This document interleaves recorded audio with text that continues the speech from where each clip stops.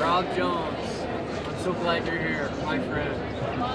This is a wonderful opportunity to share some experiences about family, how they love us, how we love them. Yeah. What story would you like to share with us about when you got back from your mission? Well, maybe back up just a hair. My mission call, I received it in 1981. And so I was out for about 6 months. And my brother got his call.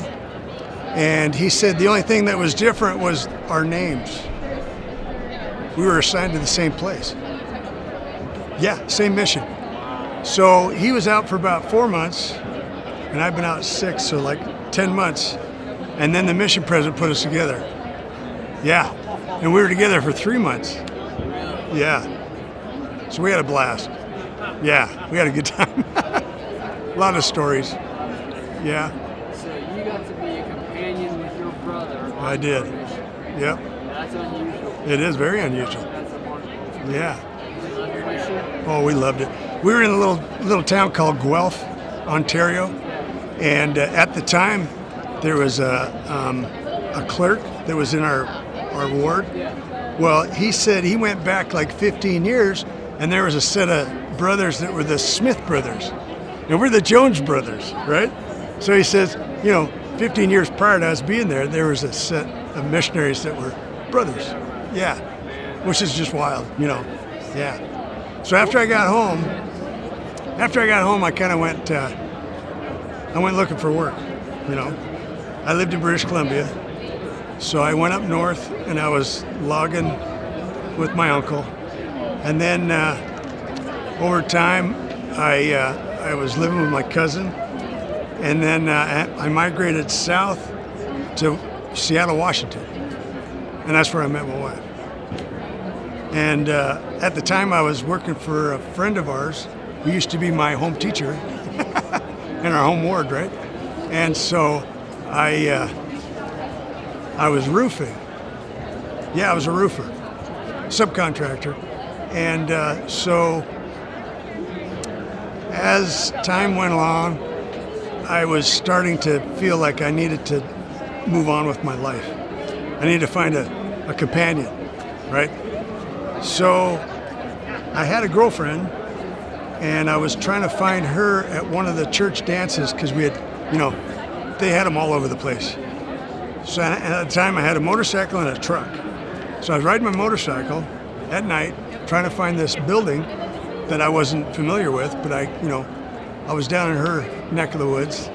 And when I got there was only about 20 people. So the dance was kind of a bomb, But those people that stayed, she was the only person I didn't know. And so I was talking to one of my buddies. I said, "Who is that?" He goes, "Oh, I don't know."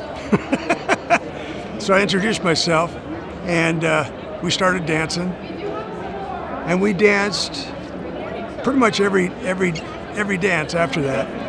And then we talked after the dance was over. And then they're closing up the building, so we went outside, and I sat in her car because I had my motorcycle there, and we talked till about 4 a.m.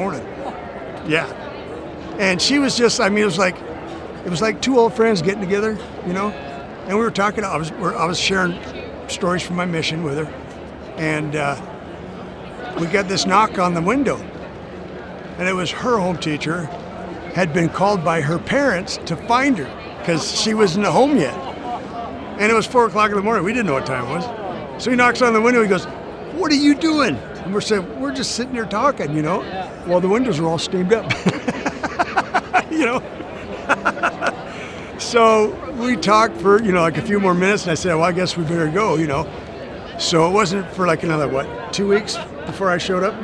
I was riding my motorcycle again in the neighborhood, and I happened to, of course, back then we didn't have cell phones. So I stopped at a gas station, and I called her number, and I said, "Hey, I'm in the neighborhood. Where are you?" So she gave me her address, and I drove to her address on my motorcycle. And I pull up, and she's the oldest of 8 kids, and her youngest brother was about a year and a half. So he was still in diapers running around, And the rest of the kids, they're all younger than her. And here I show up. I'm like the big brother, right? Yeah. So it was a very it was almost like I was walking into my future family because of the way they invited me in, you know. And even her little brother came up and sat on my lap. He never does that with anybody, right? And so that's kind of how we got started. Tell your family how much you love them. Oh yeah, all of them. Yeah. There's a part of my heart that knows that family's the unit that we can take with us. That's it. There's nothing else we can take with us. Can't take your money or your prestige or nothing, right? Can't take any of your possessions. But our relationships with each other have gotten more meaning, you might say, in the last 5 years for me, just because I should have died, you know. It was good. Perfect.